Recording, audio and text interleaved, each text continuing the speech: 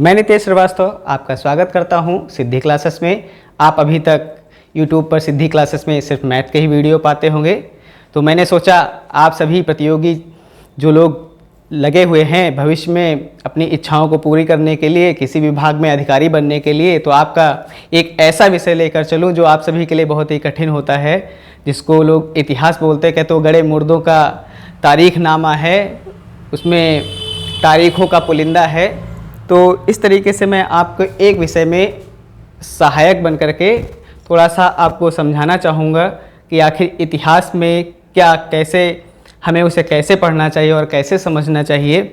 और वैसे भी प्रतियोगी परीक्षाओं में इतिहास से अगर देखा जाए तो हर परीक्षा में कोई ना कोई प्रश्न बनता रहता है। और हमारे छात्रों की दिक्कत ये है कि इतिहास उनके लिए बड़ा ही खतरनाक विषय लगता है। बहुत लोगों के समझ में ये लगता है कि इसमें कैसे इसको तैयार किया जाए, कई भागों में बटा हुआ है। तो ऐसा नहीं है। किसी भी विषय के प्रति अगर मुझे जानकारी नहीं होगी तो मुझे ये नहीं पता होगा कि हम उसे कैसे पढ़ेंगे। तो मैं इन्हीं समस्याओं का हल लेकर के आपके सामने आया हूँ, और ऐसा मैं चाहता हूँ और कि आपकी सफलता में थोड़ा सा हिस्सा मेरा भी हो सके, कि मैं कह सकूं कि आप जब आगे बढ़ रहे थे तो उसमें थोड़ा सा हिस्सा हमारा भी है। तो मैं आपकी राहों को आसान करने के लिए एक विषय में आपके साथ हमराही बनकर चलना चाहूँगा, और उम्मीद करूँगा कि आप मेरी बातों को समझेंगे। और उसी के साथ ही मैं आपको इतिहास के बारे में थोड़ी जानकारी देना चाहता हूँ। तो इतिहास जो होता है एक ऐसा, समझ लीजिए कि पुल है।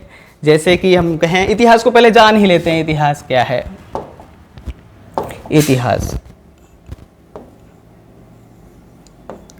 इतिहास जो है ये 3 शब्दों से मिलकर बना हुआ है।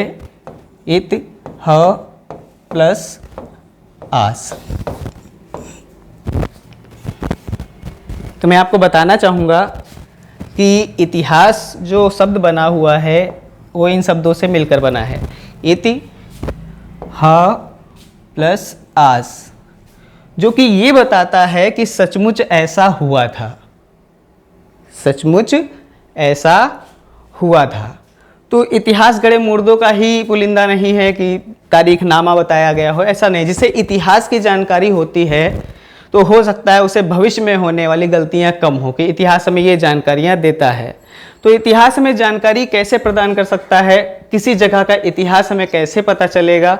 तो हमें कुछ मूलभूत तथ्यों का ध्यान रखना पड़ता है, कि जैसे कि किसी जगह का हमें इतिहास अगर पता करना है तो वहाँ की उन चीज़ों को देखने की कोशिश होगी जो बहुत पुरानी से पुरानी चीज़ें रही हों। जैसे कि वहाँ के सिक्कों को देखा जाए, वहाँ के शिलालेखों को देखा जाए, वहाँ के ग्रंथों को देखा जाए, वहाँ के लेखकों ने उस समय के जो महाकाव्य लिख डाले हों, उस समय के समाज का वर्णन मिलता हो, इस तरीके से उन चीज़ों को देखा जाता है।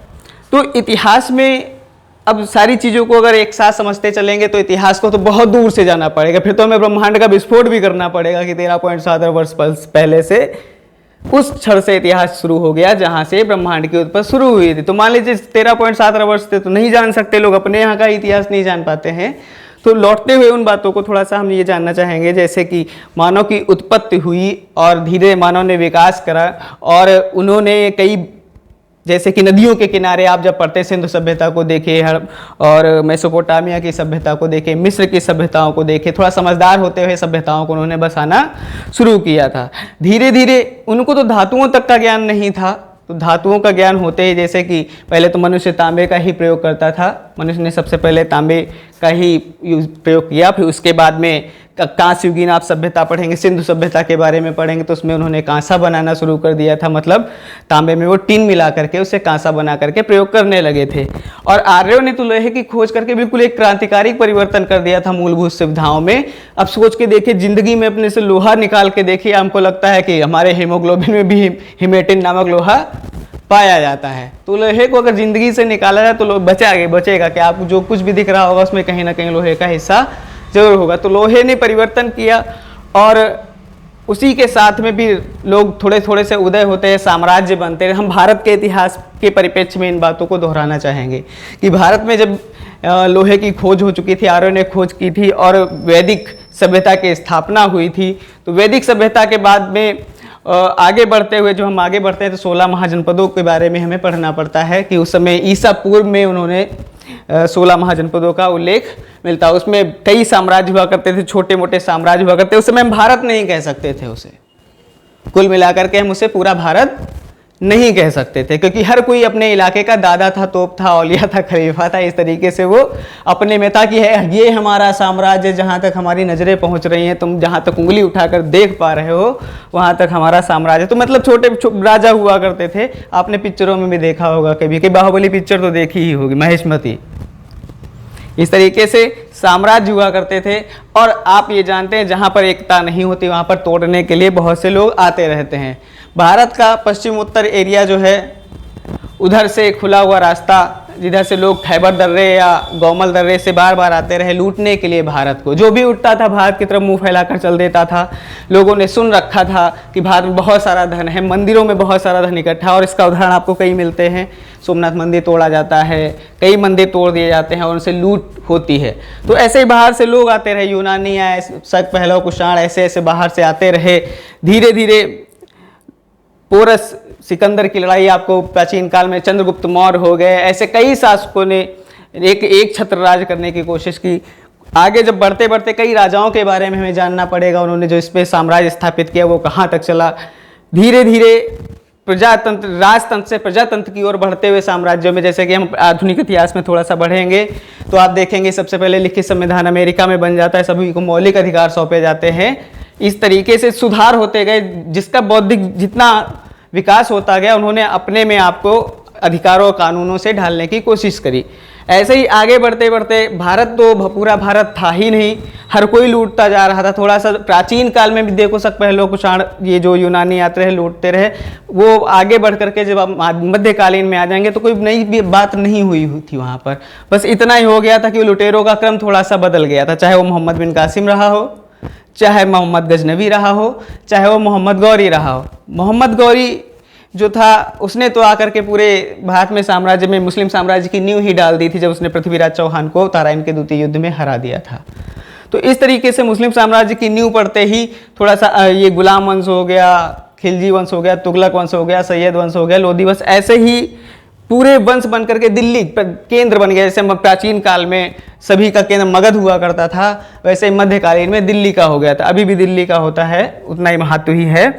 तो दिल्ली केंद्र बिंदु में रही। उसके बाद में बाहर से और आक्रमणकारी आए, जैसे बाबर आ गया। बाबर ने इब्राहिम लोदी को हरा करके बाद में गुलाम वंश, क्या कहते हैं, मुगल वंश की नींव डाल दी। मुगल वंश की नींव पड़ी ही थी। आगे थोड़ा समय आगे बढ़ा ही था कि अंग्रेजों ने अकबर के समय में ईस्ट इंडिया जो कंपनी स्थापना हुई थी, अकबर के समय 1600 ईस्वी में ईस्ट इंडिया कंपनी आती है और भारत की स्थिति को देखने के बाद आई तो वह व्यापार करने के लिए थी, लेकिन व्यापार करते करते वो एक ऐसे कानूनों को पेश करने लगी जैसे कि यहाँ भारतीयों को लड़ा सके और भारतीयों पर प्रशासन वो कर सके। मतलब व्यापार करने के लिए कोई आया है, आओ भाई हम आपका स्वागत करते हैं, फिर आपके ही घर में आपको ही बांध कर डाल रहा है और लूटपाट कर रहा है, ऐसा कुछ समझ लीजिए।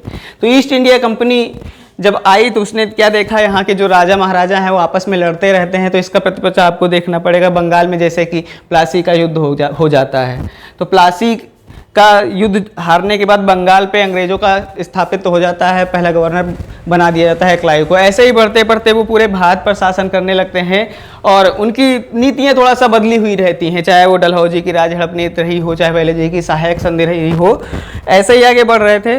बढ़ते बढ़ते जब देखते हैं 1857 में आपको एक क्रांति मिलती है पढ़ने को, जो पूरा भारत एक साथ जल उठा था अंग्रेजों के खिलाफ कि अंग्रेजों को हम भगा करके ही रहेंगे।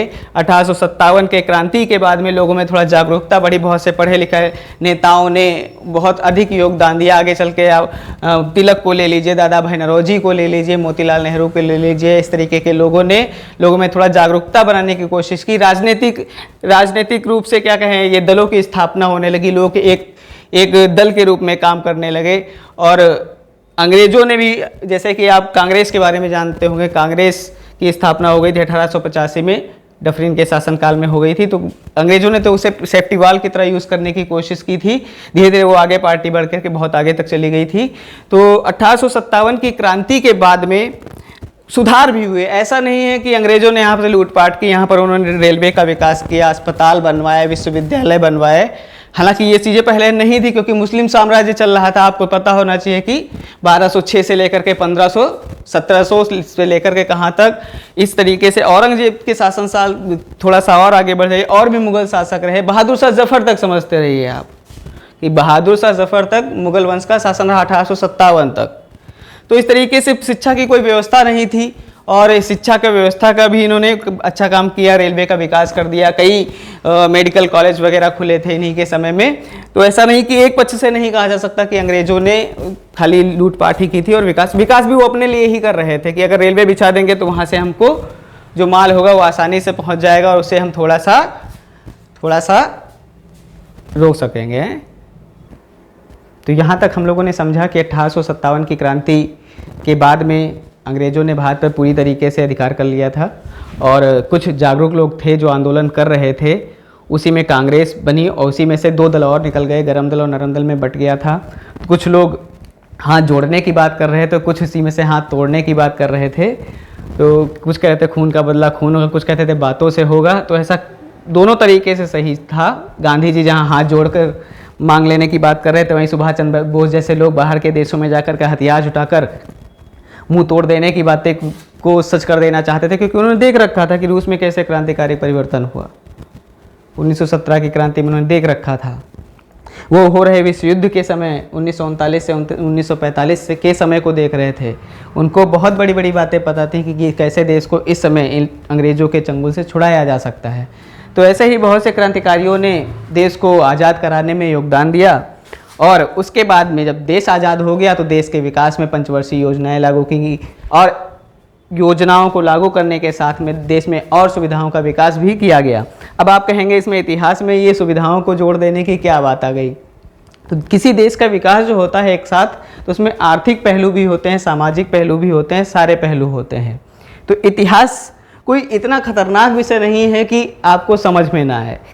बस ये हो सकता है कि आपको उन तथ्यों के बारे में ना पता हो जो इतिहास को समझने के लिए सहायक रहे हों। जैसे हम कहें कि आप आर्यों के बारे में क्या जानते हैं, तो अगर आप आर्यों के बारे में नहीं जानते तो आपके लिए बहुत खतरनाक सा सवाल होगा कि आर्य कौन थे।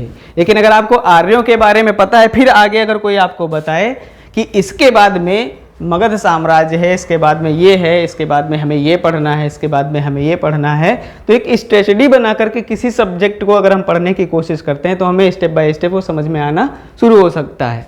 तो इतिहास को इतना खतरनाक विषय नहीं है। मैंने आपके हो सकता है कि 15 से 20 मिनट खराब कर दिए हों, हो सकता है कि आपने ये देखा हो और आपने सोचा हो कि इसमें पढ़ने को कुछ मिले, तो इसमें पढ़ने की वाली मैंने कुछ बातें नहीं कही हैं कि मैं आपको अभी से पढ़ाना शुरू कर रहा हूँ।